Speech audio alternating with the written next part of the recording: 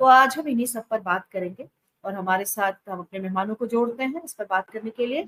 हमारे साथ मनीष शर्मा जी हैं, राजनीतिक टिप्पणीकार और विश्लेषक। हम उनका स्वागत करते हैं। और हमारे साथ श्रीकाल के संपादक हैं संजीव चंदन जी, उनका भी स्वागत करते हैं। आप दोनों का बहुत बहुत स्वागत है। जैसा कि हमने विषय को स्पष्ट किया, ये दुर्भाग्यपूर्ण स्थिति है और लगभग इसी वक्त में जबकि मोदी सरकार ने बहुत ही खुल करके हमला किया था मुसलमानों पर, इस पूरे जो हम इलेक्शन के कैंपेन को देखते हैं मार्च से अप्रैल से लेकर के जून तक में, वो एकदम अलगा रहे थे उनको ज्यादा बच्चे पैदा करने वाले, उनको जो घुसपैठिया, उनको मुगलों की औलाद, बाबर की औलाद और पता नहीं क्या क्या कहा उन्होंने, ये सारा चीज था। उसके ठीक बाद हम देख रहे हैं तमाम इस तरह की घटनाएं लगातार अनफोल्ड हो रही है। बाकी जगह तो ठीक है और ये, लेकिन हम बात यहाँ पर खास तौर पर उस पार्टी की कर रहे हैं जिसने ये सुनिश्चित इस आधार पे उसको वोट मिला जो 237 सीट पूरा इंडिया ब्लॉक को मिला, उसमें एक बड़ा योगदान मुसलमानों का है। और उसमें ये था कि ये मोदी के 2 टर्म जिसमें मुसलमानों को लगभग हाशिए पर पूरा ढकेल देने की जो कोशिश हुई है, उसके डर के तौर पर और भरोसे के तौर पर हुई है। तो क्या वो भरोसा ऐसे बनेगा? हम पहली टिप्पणी मनीष शर्मा आपसे लेते हैं, उसके बाद जी के पास। क्या ये भरोसा ऐसे बनेगा? जी, ये जो अभी आज संसद में भी जिस तरह से जो आप अभी जिक्र भी कर रहे थी, वो जो राहुल गांधी का जो भाषण है उसमें वो मुस्लिम शब्द ही अदृश्य हो गया। अगर आप ओझल कर दिया गया भाषण से भी, अभी आपने जिक्र किया।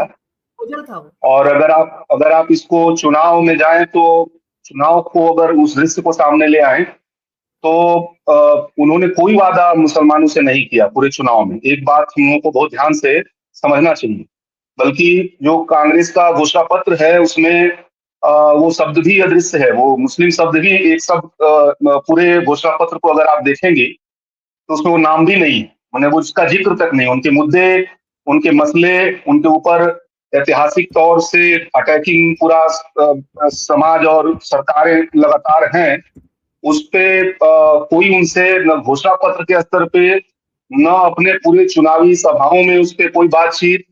और यहाँ तक कि अगर चुनाव के दौर में अगर आप इसको देखें, जब मोदी जी बहुत गंदे तरीके से अटैक कर रहे थे मुसलमानों का नाम ले लेकर के, उस समय भी विपक्ष ने कोई जवाब देने की, उस एंगल से जवाब देने की बिल्कुल भी कोशिश नहीं की।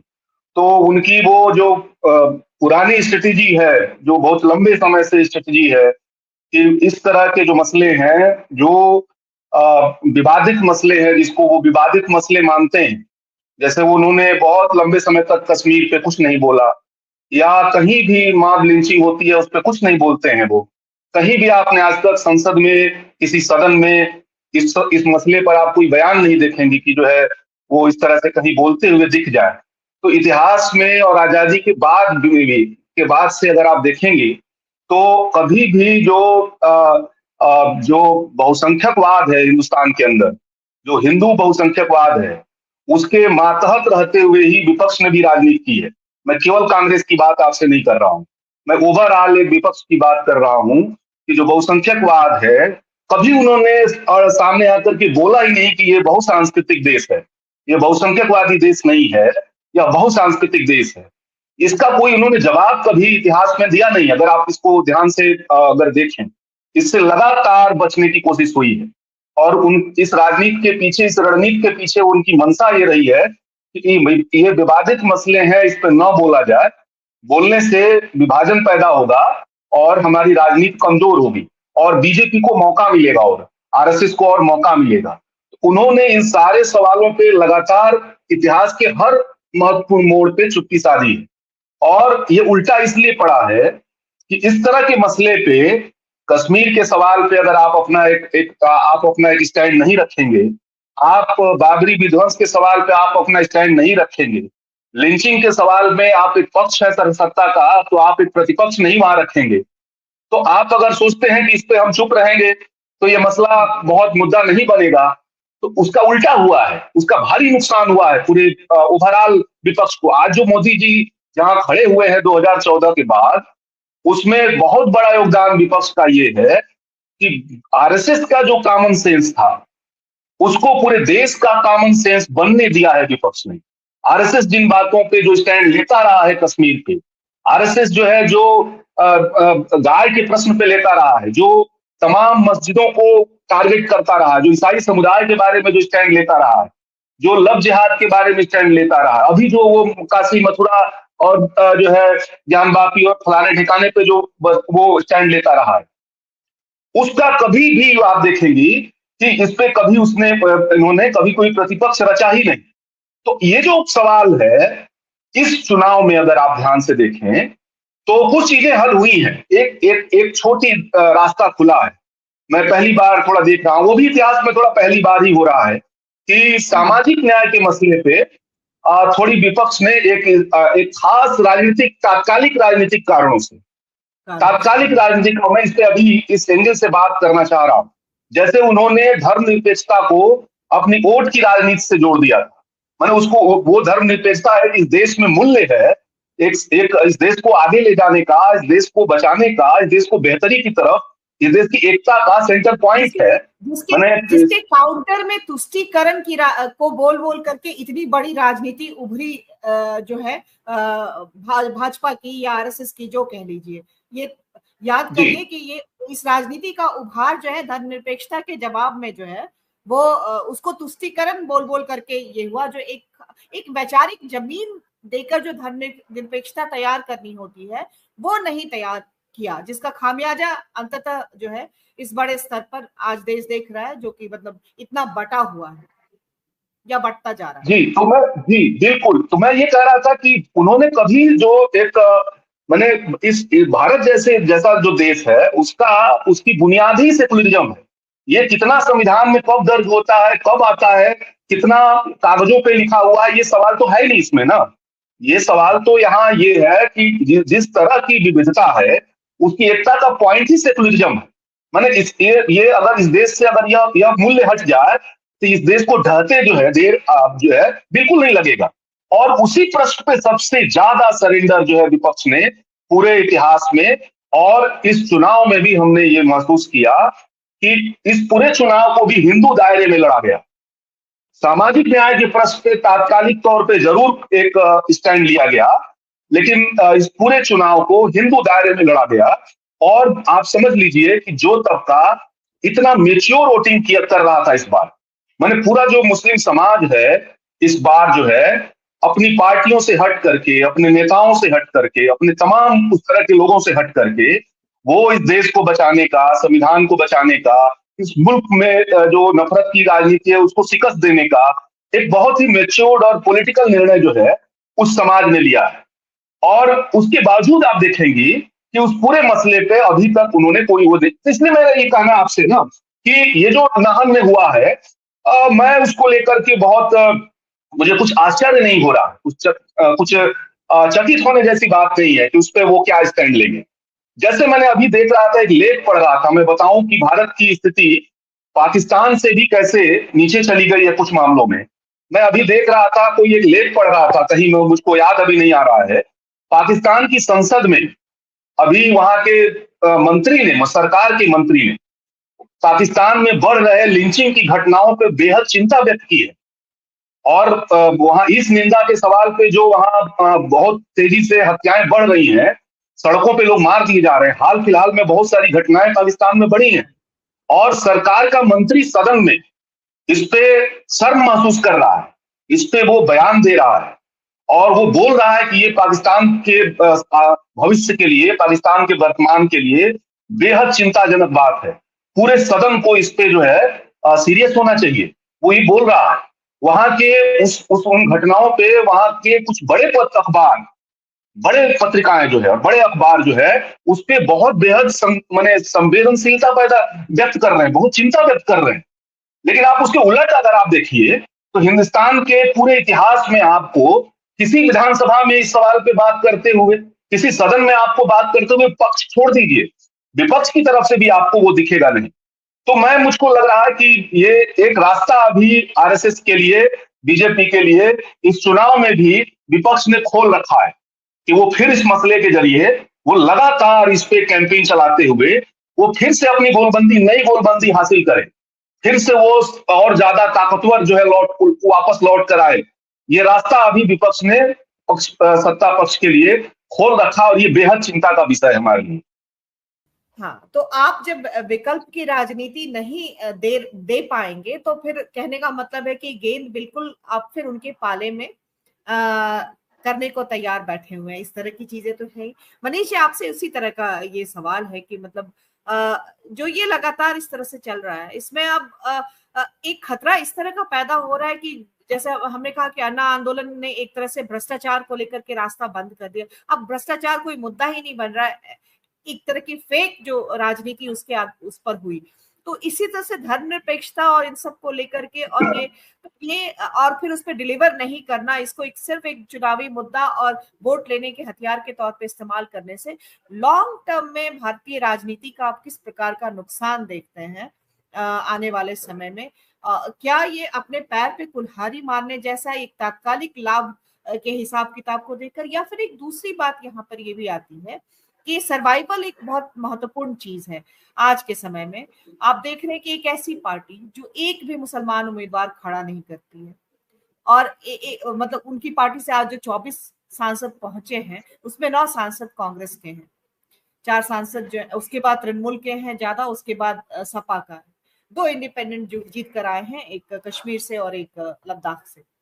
तो ये है, और ऐसे में जो अभी सरवाइव करने के लिए जो है वो टैक्टिकल राजनीति, उस टैक्टिकल राजनीति में इस मुद्दे को हवा नहीं देना, ताकि बहुसंख्यक जो है हिंदू वर्ग का जो वोट है वो उनकी तरफ से अभी खींचे नहीं, उनकी तरफ लौट करके आए, कुछ इस तरह की चीजें। आप इसको किस तरह से देख रहे हैं? क्या ये बहुत जरूरी है सर्वाइवल के लिए, अपने वैचारिक टेक और अपने वायदों के मुताबिक काम नहीं करना, जो संविधान की बात है, जो ये सारी चीजें हैं उसके अनुसार काम नहीं करना, डिलीवर नहीं करना, और अभी अपने अस्तित्व को बचाए रखना, या फिर ये बहुत ज्यादा नुकसान कर देगा इस तरह से डिफेंसिव होकर कि उनके पाले में जाकर राजनीति करते रहना हर वक्त?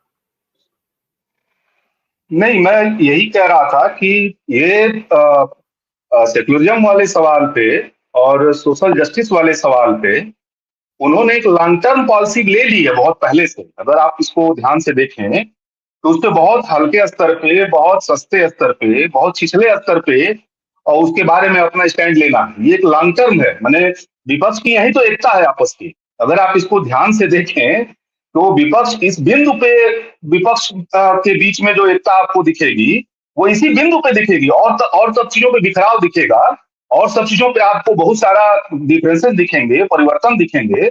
लेकिन सोशल जस्टिस के सवाल पे, सेकुलरिज्म के सवाल पे, जो इस देश का बुनियादी प्रश्न है, जिसपे उनकी जबरदस्त एक लॉन्ग टर्म एकता है, वो चुनाव दर चुनाव वही रहता है। अगर आप उसमें ध्यान से इसको देखें, जैसे अगर आप सोशल जस्टिस के सवाल को अगर तत्काल एक टेस्ट करें, तो मैं अभी देख रहा था बिहार में जो अभी हाईकोर्ट ने वो फैसला ले लिया है, आरक्षण जो अतिरिक्त आरक्षण है, जो नया आरक्षण है, उसको रद्द करने का, उस पे आप रद्द करने का, अब तक पूरा बिहार इस पे जाम हो जाना चाहिए था। अगर इसको आप ध्यान से देखें, इस मसले पर जो जनता ने इस बार चुनाव में मैसेज दिया है, उस मैसेज को, उस जनादेश को विपक्ष को पकड़ना चाहिए था। लेकिन आप देखिएगा कि उस पे केवल कुछ बयानबाजियां हैं, कुछ हाईकोर्ट सुप्रीम कोर्ट जाने की बातें हैं, कुछ 9वीं अनुसूची में जाने की बातें हैं, और वो पुराना रवैया उनका कायम है कि सड़क पे इस मसले को नहीं ले जाना, सड़क पे इस मसले को नहीं ले जाना। इस पे देखिएगा कि जबरदस्त एकता है, वो चाहे वहां लेफ्ट हो, चाहे वहां कांग्रेस हो, चाहे वहां राजद हो, वहां इस पूरे प्रश्न पे उनको बहुत सचेत ढंग से, बहुत ऊपरी स्तर पे, बहुत छिछले स्तर पे स्टैंड लेते रहना कि हम हैं साथ में। लेकिन जब कोई अटैकिंग मूड में सत्ता आती है तो वहां पे वो देखिए भाग खड़े हो रहे हैं। वो जनता की अदालत में जाने का ये समय था। जनता ने जो इस चुनाव में जनादेश दिया था, उससे कुछ कॉन्फिडेंस आना चाहिए था। अगर उसको थोड़ा भी विपक्ष रिसीव की होती, तो इस हाईकोर्ट के फैसले के बाद उत्तर भारत में, खास करके यूपी और बिहार में, एक जबरदस्त आंदोलन की तरफ जो है इंडिया गठबंधन को बढ़ना चाहिए था। लेकिन मैं देख रहा हूं कि अभी वो पुराने दौर की तरह आपको अभी भी उसी तरह का सन्नाटा दिखेगा। तो मैं बस आपसे ये कहना चाह रहा था कि एक लॉन्ग टर्म उसका, अच्छा, उसको हर बार उनको कोई रिजल्ट उनके प्रति नकारात्मक मिलता, वो लंबे समय की जो उनकी रणनीति है वो तात्कालिक टैक्टिस नहीं है, वो लंबे समय की जो उनकी रणनीति है उसमें वो लगातार वो शिकस्त पा रहे हैं और इस लेवल का शिकस्त पा रहे हैं कि अस्तित्व का संकट झेल रहे हैं। लेकिन अगर आप देखिए इस दौर में तो उस पर आपको कोई भी परिवर्तन इस तरह का मैं नहीं समझता हूं कि अभी इस दिशा में कुछ भी कुछ सीखने लायक जैसी बात है। ये पहली बार है, मैं कह रहा हूं लंबे समय बाद, पता नहीं मुझको याद नहीं है, लेकिन ये लंबे समय बाद पहली बार ऐसा हो रहा है कि किसी लोकसभा चुनाव में सामाजिक न्याय के सवाल को बेहद मेच्योरिटी से जनता ने सेंटर में लाके रख दिया, केंद्र में लाके रख दिया। ये विपक्ष नहीं लेके आ रहा है, इसको हम लोग को बहुत ध्यान से इसमें डिफरेंस करना चाहिए। विपक्ष जो उसमें बाद में आया है, विपक्ष उसमें जनता आगे चल रही थी, विपक्ष उसमें बाद में आया है। शायद विपक्ष अगर पहले से इस जनता के इस मूड को भांप लेती तो बीजेपी आज जहां है वहां नहीं रहती। इस बात को हम लोगों को समझना चाहिए, इसका कभी बाद में लोग एनालिसिस करेंगे, इस पर समीक्षा करेंगे। तो ये पहली बार जनता ने एक रास्ता खोला था, पहली बार जनता ने रास्ता ये खोला था। अगर इसको आप ध्यान से देखें, हिंदुत्व की जमीन अगर दरकी है उत्तर प्रदेश में, अगर पीछे गई है, गढ़ पे अगर आप देखिएगा कि हमला हुआ है तो उसका क्या संदर्भ है? उसका संदर्भ ये है कि दलित, ओबीसी और माइनॉरिटी के बीच का जो तनाव है वो बेहद नीचे गया है, वो कम हुआ है। ये मैसेज रिसीव करना चाहिए था विपक्ष को कि पूरे उत्तर भारत में जो सामाजिक न्याय की फोर्सेज हैं और जिसको आप व्यापक बहुजन हिस्सा बोलते हैं, जिसमें माइनॉरिटी भी आता है, उसके बीच में जो तनाव क्रिएट किया था आरएसएस ने और बीजेपी ने लंबे काम के जरिए और विपक्ष के नकारेपन के जरिए, वो जो उसने तनाव क्रिएट किया था, इस चुनाव में उस तनाव को जनता ने बेहद निचले स्तर पे लेके चली गई। इस बात को क्या रिसीव किया विपक्ष ने चुनाव के बाद? क्या ऐसा है? ये क्या इस बार ये मैसेज नहीं जाना चाहिए था कि अगर ये लिंचिंग हो रही है चुनाव के बाद, इस पे बयान देते हो तो निश्चित है कि वो बहुत बड़ा एक स्पेस है मुस्लिम से इतर जो इसको रिसीव करता, सकारात्मक रूप से रिसीव करता और एक रास्ता खुलता, यहाँ पे भी सेकुलरिज्म के लिए भी एक रास्ता खुलता। और वो जो समाज की एकता जो इस चुनाव में दिखी है, वो आप देखिए कि वो एक संदर्भ आप सामने आता। लेकिन मैं समझ रहा हूं कि जनादेश को किसी भी तरीके से विपक्ष अभी भी रिसीव करने के लिए तैयार नहीं है, और इतने खुले ढंग से जनता के संदेश देने के बाद भी ये बेहद चिंता का विषय है। और मैं इसको इस रूप में देख रहा हूं कि आरएसएस बहुत ही इस दिशा में और ज्यादा तेजी से बैटिंग करेगी और ज्यादा इस दिशा में वो आगे बढ़ेगी। आने वाले समय में इन दोनों ही प्रश्नों पे हिंसा और बढ़ेगी, इन दोनों ही प्रश्नों पे सामाजिक न्याय और सेकुलरिज्म के सवाल पे हमला और बढ़ेगा। और बार बार विपक्ष के सामने वो एक को ले आकर के खड़ा करेंगे कि इस पे विकल्प दो, इस पे जवाब दो, इस पे तुम अपना स्टैंड क्लियर करो। ये बार बार आरएसएस फिर से चैलेंज खड़ा करने वाली है, क्योंकि उसने ये भाप लिया है कि विपक्ष इस मसले पर बहुत ही सतही तौर पे इस मसलों को लिया है, इसकी गहराई में जाने से परहेज कर रहा है। और हमको ये खतरा दिख रहा है आने वाले समय में कि बीजेपी इस दोनों ही दिशाओं में हमले और तेज करेगी। ये बहुत सहज नहीं है कि इस चुनाव के जस्ट बाद हाईकोर्ट का फैसला बिहार आरक्षण को खत्म करने का आया है।